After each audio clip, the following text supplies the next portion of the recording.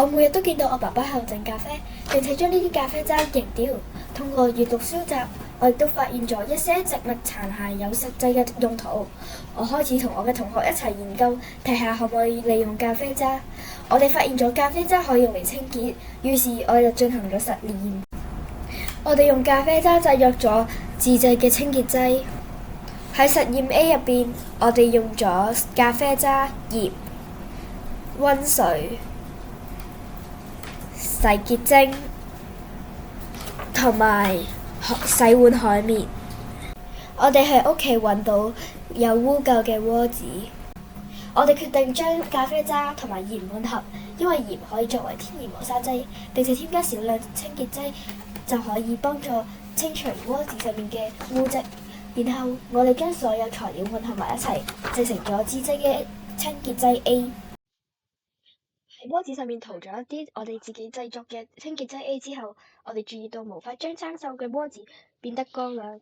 我哋唔想放棄，因此對咖啡渣嘅成分進行咗一啲研究，以確保咖啡渣係一種良好嘅天然清潔劑。原因如下：A. 咖啡渣具有磨蝕性質，咖啡渣嘅粗糙質地作為天然去角質劑，有助對於物理性地擦去表面嘅油脂同埋污垢。B. 咖啡渣具有吸收特性，可以吸收油脂同埋污垢，使其喺清潔方面非常有用。C. 咖啡渣具有酸鹼性，咖啡渣嘅酸性 pH 值略低，有助對於分解某些類型嘅油脂，讓我哋可以更容易清洗。我哋發現咖啡渣對油脂具有良好嘅摩擦效果，但係無法去除生鏽時，我哋決定進行咗實驗 B。我哋只需要用咖啡渣、鹽、水嚟混合製作清潔劑 B， 然後用佢嚟清洗一啲沾有油嘅碗碟。為咗檢查碟上面嘅油，我哋用咗 A5 紙嚟進行測試。我哋用紙吸收咗油，然後將自製嘅清潔劑 B 加入油碟上面，並進行擦洗。擦洗完碟子後，自製嘅清潔劑 B 已經非常油膩，所以我哋用另外一張 A5 紙嚟吸收其中嘅油，測試下呢個清潔劑，可以看到油嘅存在。然後我哋用水沖洗掉自製清潔劑 B， 並將碟子擦乾。最後一步是測試乾嘅碟子上面還有沒有油，所以我哋用咗 A5 紙。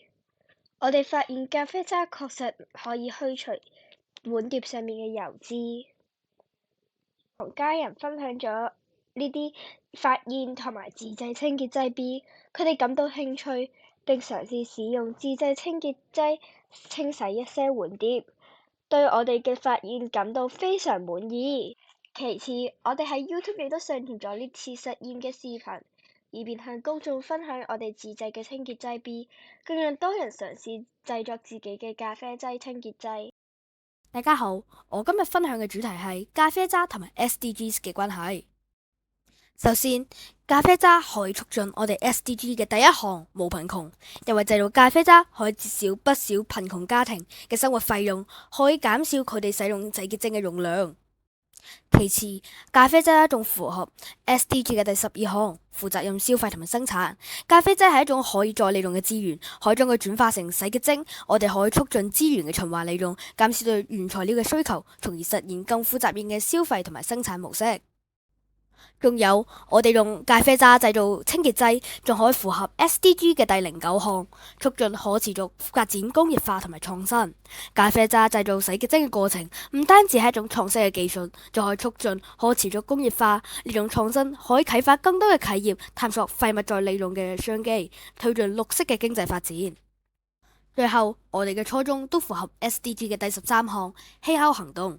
將咖啡渣進行再利用，有助於減少廢棄物嘅堆積，降低溫室氣體嘅排放。呢個對應對氣候變化至關重要，因為減少廢物就可以直接影響我哋嘅碳足跡。最後，我嘅分享到此結束，多謝。